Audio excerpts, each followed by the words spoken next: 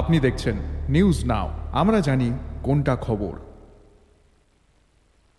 আগামী ৪৮ ঘন্টা রাজ্যে ভারী বৃষ্টিপাতের সম্ভাবনা। বাংলাদেশে এবং সংলগ্ন এলাকাগুলিতে উদ্ভূত নিম্নচাপ এবং পরবর্তীতে তার সাইক্লোনে রূপান্তরিত হওয়ার প্রভাবে সোমবার এবং মঙ্গলবার ত্রিপুরায় ভারী বৃষ্টিপাতের পূর্বাভাস জারি করেছে আবহাওয়া দপ্তর। সোমবার আগরতলার আবহাওয়া অফিসের জারি হওয়া একটি সতর্কবার্তায় সাইক্লোনটি প্রাথমিক পর্যায়ে উত্তর পশ্চিম অঞ্চলের দিকে এগিয়ে যাচ্ছে বলে জানিয়েছে আবহাওয়া দপ্তর।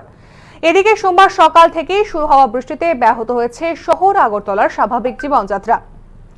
আবহাওয়া দপ্তরের দেওয়া তথ্য অনুযায়ী সর্বশেষ গত ২৪ ঘন্টায় পশ্চিম ত্রিপুরা জেলার হাওড়া নদীর উপকূলবর্তী এলাকাগুলিতে রেকর্ড করা হয়েছে সর্বাধিক ২২.৫ মিলিমিটার বৃষ্টিপাত।